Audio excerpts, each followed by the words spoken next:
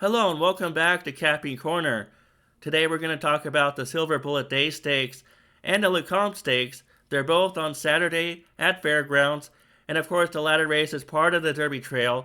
And in the Silverbulletday, there aren't that many great choices. We're going to start off with the rail filly Atropa, who exits a runner-up finish in the Goldenrod Stakes at Churchill Downs. So let's get going and talk about the Silverbulletday. Now, what I like about Atropa is that I thought she faced good fillies in the Goldenrod Stakes.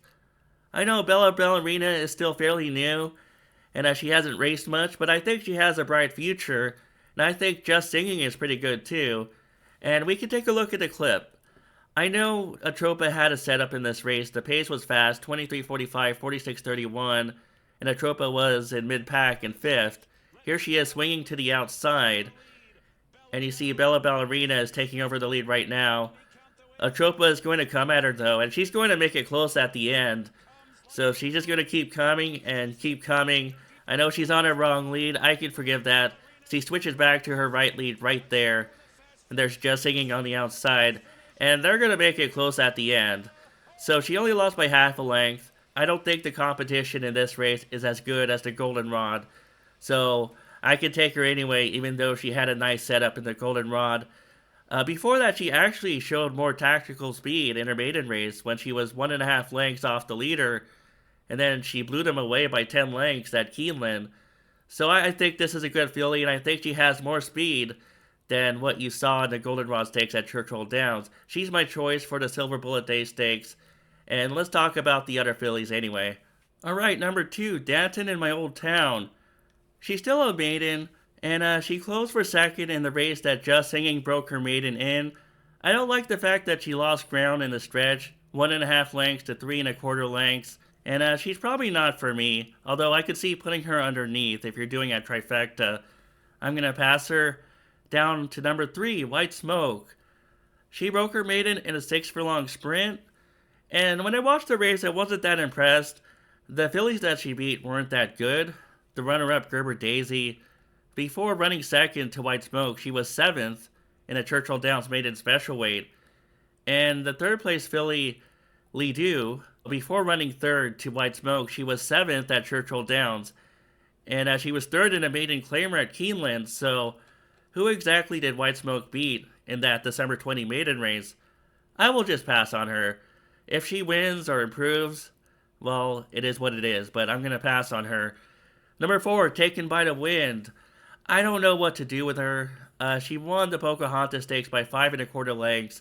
I thought the field was weak, but we haven't seen this filly since September, so maybe she did improve by then, or by now. Miscomplicated the runner-up. She lost a maiden special weight recently at Gulfstream Park on January 4, and we can see the third place Joke Maker from the Pocahontas. She's run a number of times since then. She's run 3 times, and she lost all 3 maiden special weights at Keeneland, Churchill Downs, and Oaklawn Park. So again, I wonder who Taken by the Wind beat in the Pocahontas. And at the same time, I recognize that Taken by the Wind might have improved since that race. I'm still going to pass on her. I don't like her. I'll have to see how she does, and maybe in the future I can take her then. Number 5, Love Your Neighbor. She was second, and the Untoppable, it was fine. She closed strongly. She only lost by a head, and I could take her for second or third maybe. She only got an 83 breeze speed rating, but I like the fact that she has stakes experience both at Woodbine and Fairgrounds. Well, she was 7th by 23 lengths at Woodbine, but maybe she didn't like the synthetic. I think she could do well in here for second or third behind Atropa. And we have Pashmina, who set the pace in the Untappable. Maybe she could do better this time in her second stake start. I don't think it's the distance that caused her to fade. I think she was taking on better competition for the first time, and maybe she didn't handle it. And the fractions could be tricky at Fairgrounds, even though it says 24:48. That could be somewhat moderate, maybe. I know it looks slow at first glance, and it does say -3, -1. But also she had trouble in the stretch. She was slightly pinched in the stretch when I watched the race.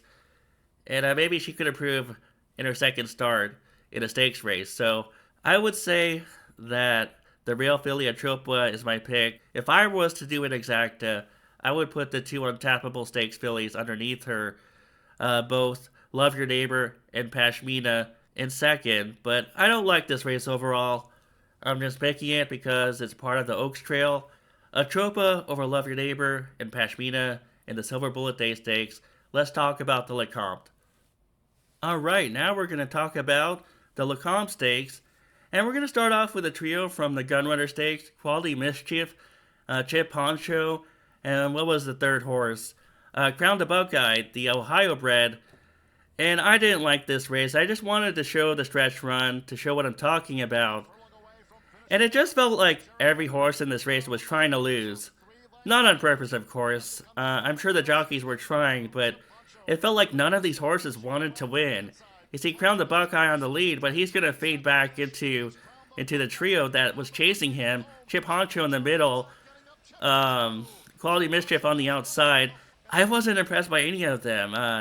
None of them could clear, or maybe they didn't want to clear. I just felt like if I were to watch a quality race, it wouldn't be that. And if I were to pick from that race, who would I pick? Chip Honcho, Crown the Buckeye, Quality Mischief? They can't all be good, or maybe they can. I'm going to take the chance that they're probably not that good, and I'm just going to ignore the trio in the Lecomte Stakes. So they're not for me. I'm going to ignore the Gunrunner trio. Now let's talk about some other horses. I know I'm going to probably take chalk with White Tiger number 8. I think a lot of people will like him, but I'm just going to pick him. What I like about this colt is that he broke his maiden at Churchill Downs in a mile and 1/16th race, and also he didn't use Lasix in that race, so no Lasix in his maiden race, no Lasix in this race. And we're going to take a look at the replay. White Tiger, he's not hard to spot. He's gray. And you see the horse on the outside, I think that's Instant Impact. I like the way that White Tiger responds to Instant Impact. And they're going to slowly separate from the rest of the field, although that third place horse stuck to them. But there was a gap to the fourth place horse. And watch the gallop out. Watch White Tiger on the gallop out, because I thought it was a good gallop out. And he just separates from the entire field. And you see that's a big gallop out, not just good. I thought that was a big gallop out. And I think he's ready. I would say that he was probably just prepping in that race, and there's probably more to him. And the way that he responded to Instant Impact, it felt like Instant Impact was never going to go by him. Even though it was close at the end, it just felt like he was never going to go by White Tiger. I know I'm going to take the favorite, most likely, with White Tiger, but I still like him anyway. How low can he go with all the horses in this race? We'll see. Now I want to talk about a colt coming off a sprint maiden win. Golden Tempo. He's a son of Curlin, and he broke his maiden in a 6-furlong sprint on this course on December 20. And yeah, that kind of worries me that he broke his maiden in a sprint, and now he has to try a mile and 1/16th in a graded stakes race. And that's not easy, even though I think the pedigree is fine. He's a son of Curlin out of a Bernardini mare. And the mare Carumbo was actually a router, so there's plenty of route in his blood, but it's still a tough task going from 6 furlongs to a mile and 1/16th in a stakes race. And that December 20 race was not that long ago, so we can take a look at his maiden race. And what I like about it is that he had no business winning with the leader. The leader had the race put away here. And look at Golden Tempo from the outside. He's going to close the gap anyway. It didn't look like he was going to close the gap in mid-stretch, but he closed the gap, and he was much the best, even though the margin wasn't that big. And I thought it was impressive from where he was in the race. And he galloped out well, too. So he had a good gallop out. And as I said, the pedigree says he's supposed to get this distance. But another worry is that he had Lasix in that race, and now he doesn't have Lasix. So I'm going to put him underneath. He is part of my top 3, but I'm not going to say he's going to win, although I wouldn't be surprised. Golden Tempo has a bright future. Now let's go down to Mesquite, who we talked about before. He had trouble at the start of his maiden race. He broke slowly, and he was climbing at the back, but then he recovered, and he won by 3/4 of a length. So let's watch that race again, or let's just watch the stretch run where he was taking over the lead in mid-stretch, and you see Mesquite on the outside. Remember, he had trouble at the start, so he had to recover. He was climbing behind horses, and he had to go wide, and he was wide on the second turn as well, so he had trouble in this race, and he recovered from all of it to pick up the win by, what, half a length over Carson Street, who broke his maiden by 11 lengths in his next start. Is he tuned up for this race? He has, let's see, he has November 28, December 11, then no works until January 2, January 9. The work tab is kind of suspect, but I'll put him underneath anyway, and maybe he'll pick up the pieces for second or third late. Mesquite is in my top three for the Lecomte stakes. I'm going with White Tiger on top. I just think he'll improve. He's got the speed. He has the route experience. He doesn't need Lasix. And I read Ortiz hops on board. That's a great sign. White Tiger is my choice for the Lecomte. I'm going to put Golden Tempo in second, or maybe even Mesquite in second. So White Tiger over Golden Tempo or Mesquite. That's my play for the Lecomte Stakes at Fairgrounds on Saturday. Good luck with your bets this weekend, and I'll see you guys soon.